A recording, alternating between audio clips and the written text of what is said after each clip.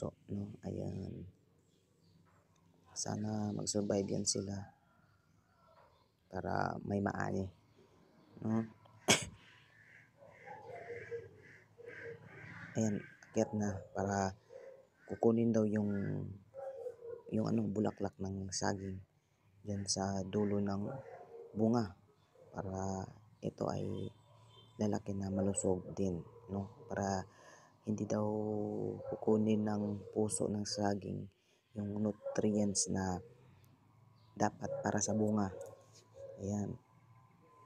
Habang pumupunta ako dito, dumadalaw ako dito sa plantation, marami akong natutunan sa kanila. Ayan o.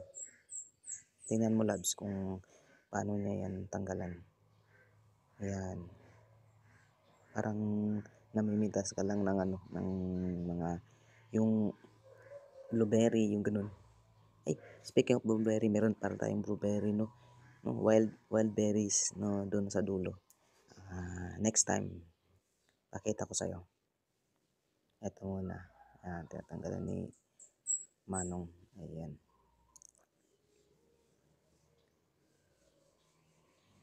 Si Jiro andun na sa dulo. Pero hindi pa yung dulo ng plantation. Hindi pa ngayon siya nakaabot sa gitna. Dito muna tayo kay Manong.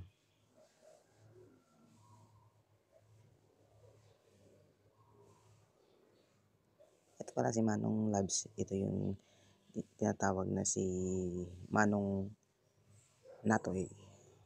Ayan. Ayan o, ang ganda ng saging.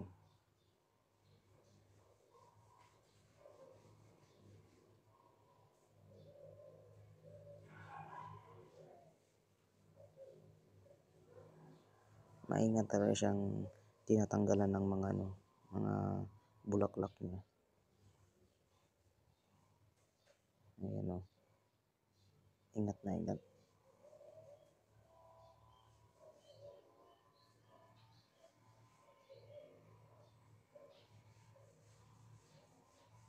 Sana ito lahat na saging lalaki silang malusog. Walang yung tinatawag na reject.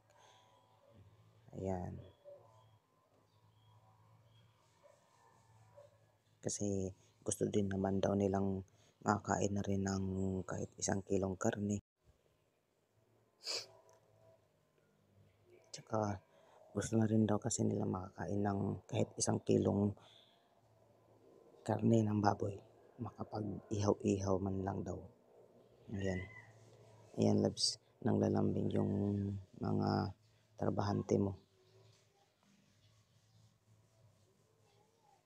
Ayan o, tinatanggalan siya ng yung mga pwedeng pamahayan ng uod ng Ponjisol. Ano ba yun? Ponjisol na sinasabi ng mga agriculture. Yan, nililinis talaga siya. Kaya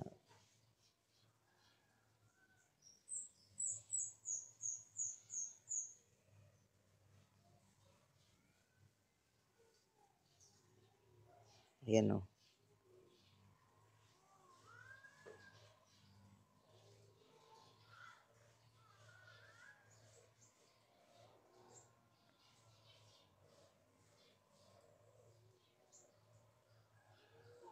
Sampo lang yung natin, mga nagagawa.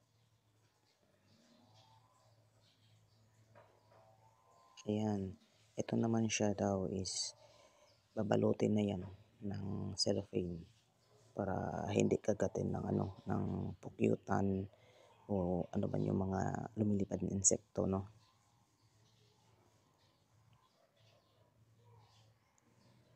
Ayan, malinis na.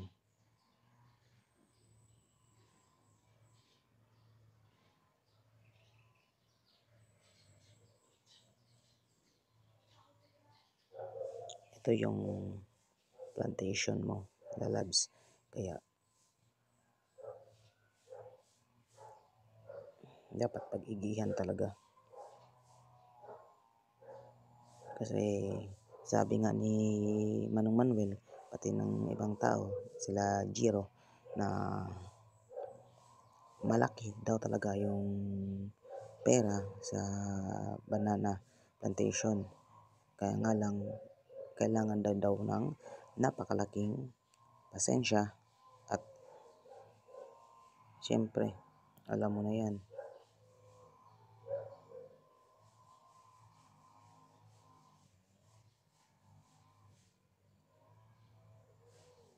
At sinabi ko na rin sa kanila na paulit-ulit ko sinasabi sa kanila na kaya gugustuhin mo nating magdagdag ng tao kasama nila pero hindi pa talaga kaya.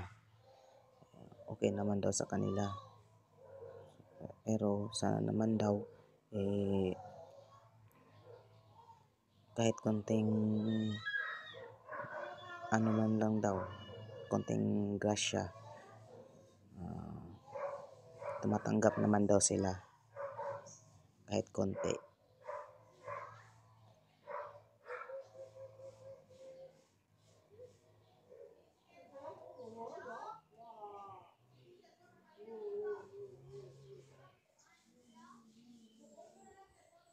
Ayun naman yung isa, hindi nag-bots kasi yung ingrown niya daw namamaga, sakit isuot ng butas yung bota.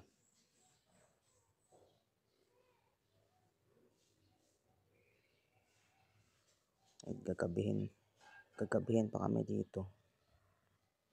Anong oras na ngayon? Mga alas 12 na. Hindi pa nakakalahati, no? Abot talaga kami ng ano dito, gabi, bukas. Susunod to bukas pa to. At saka tumawag na rin yung sa area spray na isang ano na lang daw, isang phase na lang daw yung nila, isang phase na lang yung i-sprayhan.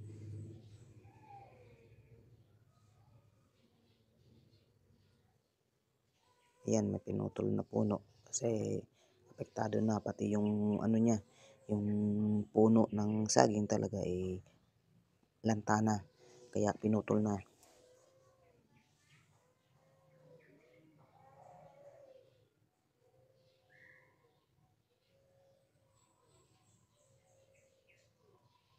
Sana magbunga kayo ng marami at malusog na saging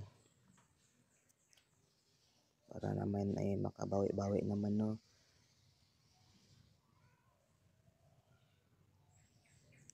Na kinakausap yung saging kasi ganyan daw yan, Labs.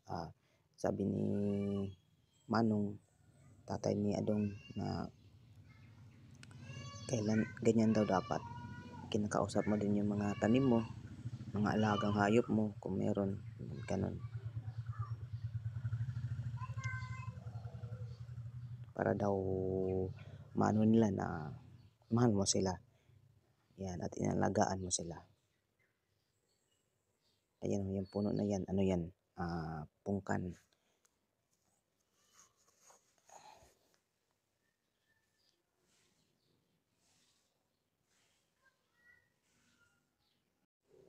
Ayan, bye bye na, Labs, kasi palobat yung cellphone ko.